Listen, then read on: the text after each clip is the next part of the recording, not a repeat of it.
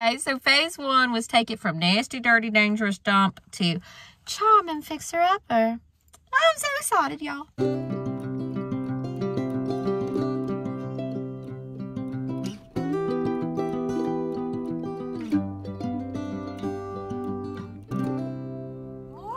Good morning. Good morning. Good morning. It is morning time. I love morning. Morning time is my favorite part of the day. It really is. When the sun goes down, I'm ready to sleep. When the sun comes up, I'm ready to greet the day. It's my favorite time. There's not that many mosquitoes out. Oh, I love the morning time. So I have dropped my daughter off at school, and my son is at his dad's house, so I'm by myself. John's working his regular job, and I am just so happy to just spend, for the first time, morning time at the FixerUpper. It's so good. I have brought a big, hot, soapy mop bucket with me today from the barn house. We don't have running water at the FixerUpper. So I've got fresh, clean water, a large dose of white vinegar, and some of my natural dish soap. Just a little, you know, just to make it a little bit of a soapy bucket, but not so much that you have to go back and rinse after you wash with this. Okay, so I just can't wait to get in there and start cleaning. So I have made this week a very specific week in regards to the FixerUpper. Today is a Tuesday. On Sunday, I have arranged to borrow a truck. So the house has big old sofas, upholstered sofas and mattresses and different things in there that are heading for the dump. And so my goal this week is to finish cleaning the house. So all the little stuff that's going to be gotten rid of, gone. All of it. Everything wiped down, everything swept. And then on Sunday, all the big stuff is coming out. So this week, my goal, I'll let y'all know if I make it. It's iffy. It's a lot of work. My goal is to have this whole place cleared out. And then next week and in the weeks to come, get professionals in here to see our time frames, our budget, different things like running electricity, ductwork, plumbing. We're not doing ourselves. So it is going to be so excited. You know, I haven't had any kind of a time frame on when we're going to be moving in this house. I've got a rough idea of a budget because I needed to know that before I purchased the house. But a more, you know, the budget range that I know that makes this an okay investment is a big range. So narrowing down that range of how much this is going to cost is going to be very insightful. I'm just so excited. So this is the week that I promised myself I'm going to finish phase one. Phase one of the FixerUpper. All the junk out. We have cleared, as far as phase one goes, I think John has cleared the land to fulfill phase one needs of just having this place, you know, walkable, presentable, clean, you know, fresh, looking like a charming FixerUpper instead of a nasty, dirty, dangerous dump. Okay, so phase one was take it from nasty, dirty, dangerous dump to charming FixerUpper. I'm so excited, y'all. Let's check out the view of the backyard from what will be my future bedroom. So I've got rags. That is one thing I gathered up. Just like anything that's got holes in it, it's not going to be good to take to the thrift store, and I'll turn it into rags. So I've got my clean mop water. I'm going to dip, raggy before I do floors. Because the floors, you know, because the bucket will be clean. And just kind of like, we cleaning this place up. We want to smell fresh, be fresh, and give us a great feeling when we walk inside of our new house.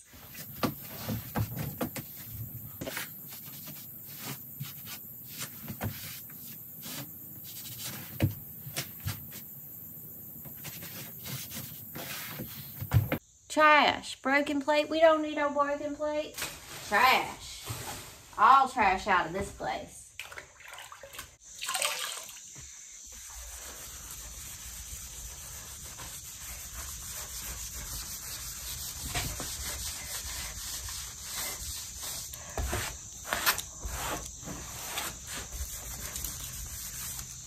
Quick swipe, so much better.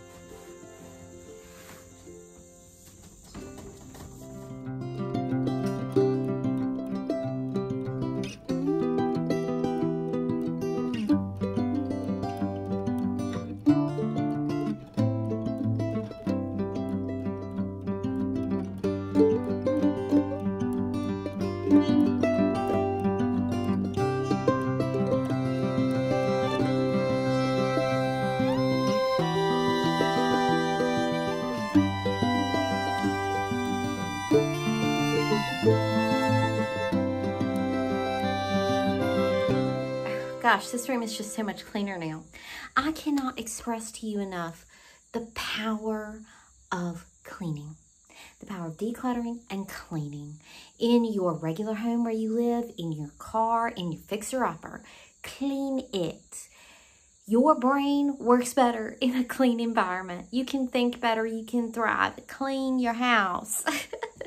Cleaning, learn to love cleaning. If you hate cleaning, that's miserable. Learn to love it and you will learn to love your life. Okay, there's a whole deep thing there, a transformation that I've went through. Learn to love cleaning and you will learn to love life. Now, I want to show y'all something real cool. Okay, so these are the old original windows. This house was built in 1929. So I want to show y'all something cool about old windows that you may not know. Y'all see this? There are weights. There are weights hooked up to a little pulley inside the wall. So the walls are open right now. So the weights, you can see them and look at them. And that's why I wanted to show y'all this. So let's see if y'all can see it work.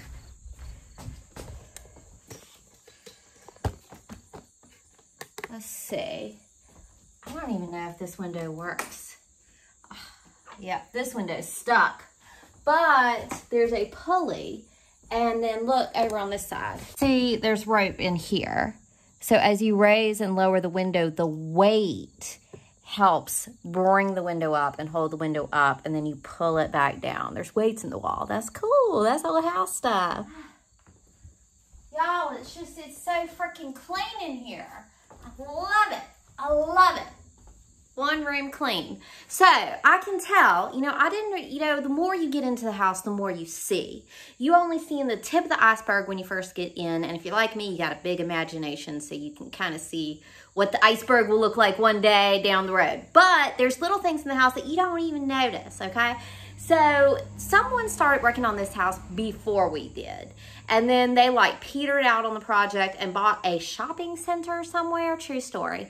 So they didn't have time for this project anymore. But essentially, this whole house was covered in wood paneling. Wood paneling like this. This stuff, okay, is paneling. It's not wood, And it was in vogue. It was so in vogue once upon a time that these perfectly good walls, not even old plaster walls, but even since we've been putting up drywall, they put wood paneling on top of them. So when you look at an old fixer-upper and you see all that stuff, at least for me, the first thing I would always think is, oh, there is crumbling plaster behind that wood paneling. But y'all, you see, these are little tacks, little nails all over here.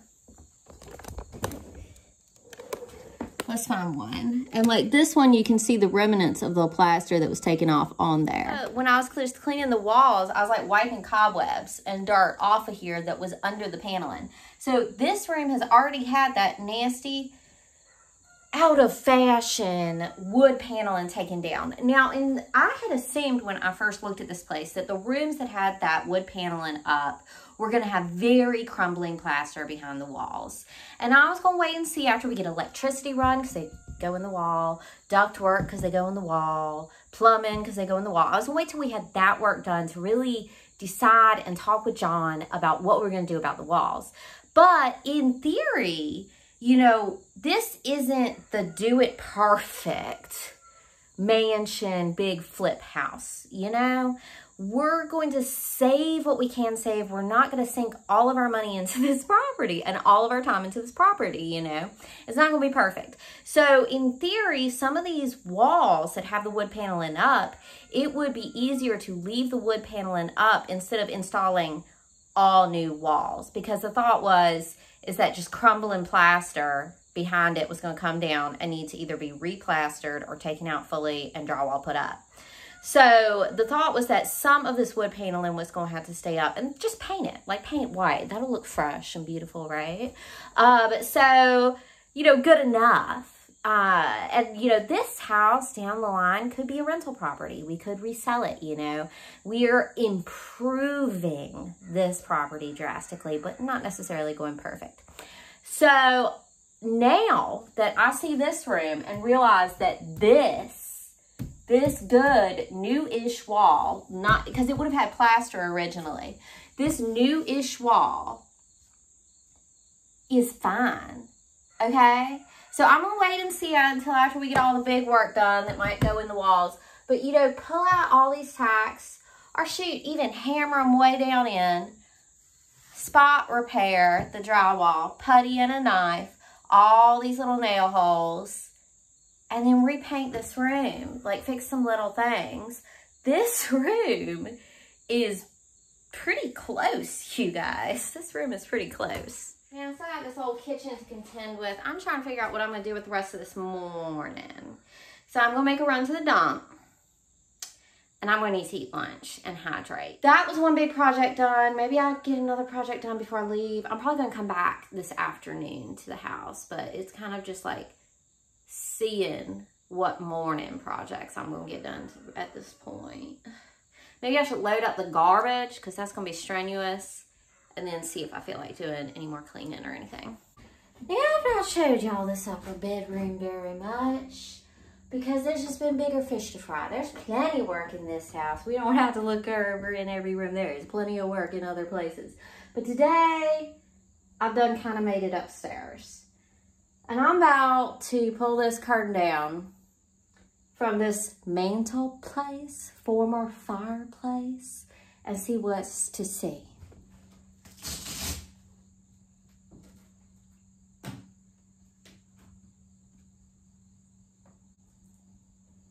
What is this crap? What is it? It's gross. It's got to go. I might need a tool. All right, let me look for a tool. All right, I literally just got the garden pruners and a flathead. Let's see what I can do.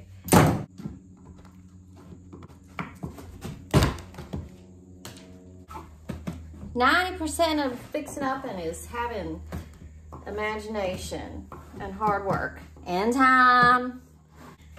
Capitalism is designed in such a way that most of us don't have the time.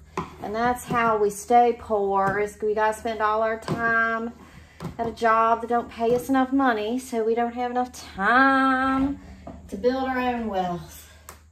I got time. I've worked hard to design my life in a way where I got time. Time to raise the children, time to build my own business. But I sacrificed. I live on far less than most people. Okay, let's see. Y'all wanna look? What we dealing with here? This is some raid up stuff. This house was last occupied in like 2014. How is this thing hooked? That's a question. Not much, not well.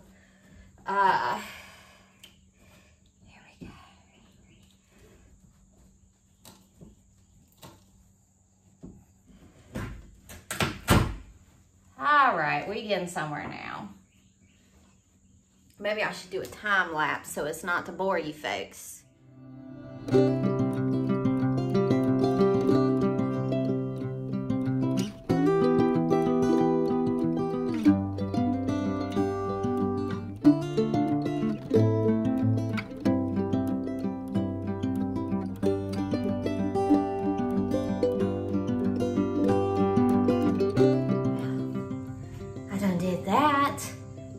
You know, some people tell you gotta have the right tool for the right job, but sometimes that's just capitalism talking. People who want to sell you more than you actually need.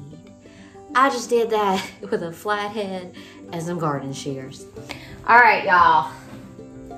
Get creative, save your dollar bills, save your time. Okay, so this is what it is.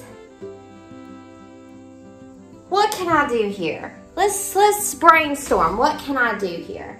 Okay?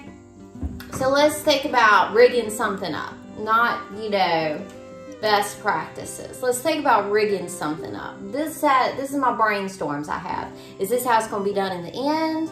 Maybe. Probably not. But, you know, I go through and I brainstorm as I go. And things get closer to done. So, like, this is hideous.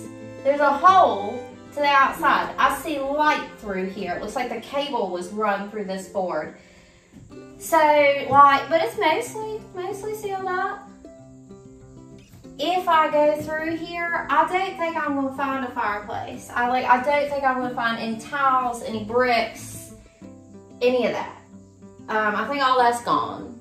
But I'm gonna need a mantle. Because that's that old house charm. Facebook Marketplace. I would probably get one for $100 or less. Just any mantle will help bring this back to an old house. You know, if we just put in insulation, sealed it up, drywall it up, it's gonna be, you know, just a room, just a box. But if we can get a mantle, maybe we use some of the reclaimed wood we got spades of around here, and do wood behind the mantle, like on top of whatever proper ceiling is going on here. Maybe we do tiles. You know, there's a lot of different things that can happen here. All right, I've done had lunch break and been back, been to the dump, been to my old barn house, and now I'm back in the FixerUpper. Now, I have not done much here in our living room. The living room has some nice features. It's got interesting little cutout windows. It's got the rock work, you know. And I haven't done much in here because I've been waiting for truck day to get the big furniture out. The big furniture is overwhelming me. But you know what? I'm gonna take some time and love on my living room.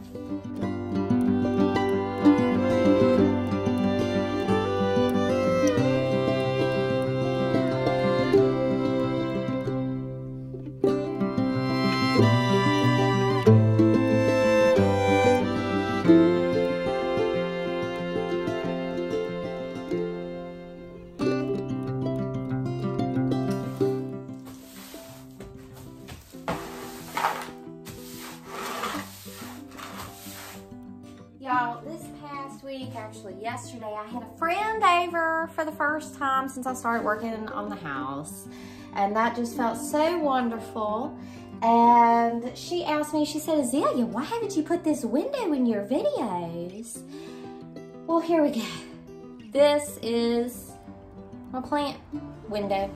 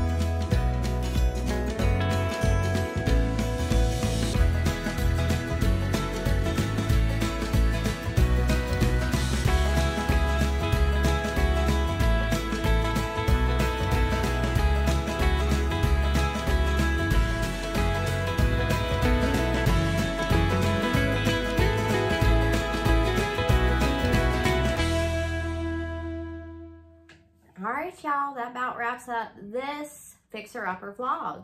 This main level's looking pretty clean. I was able to like wrap my head around this project a little more than I ever have before. It really is, there's gonna be a lot of humps to come over, but it really is coming over a hump of looking like a fixer-upper instead of a dump.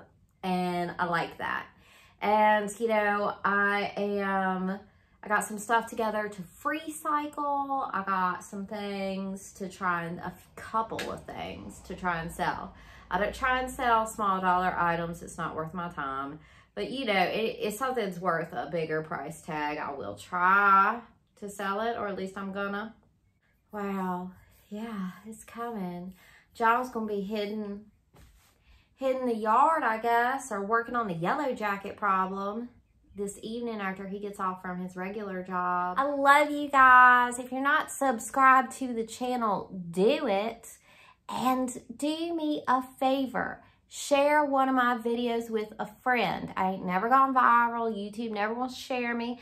But people who do see my videos seem to like them. So help me organically grow this channel. Share. Pick any of my videos and share them with a friend. That's my little favor I'm asking of you today. Y'all have a beautiful day, evening, night, morning. I'll holler at y'all next time.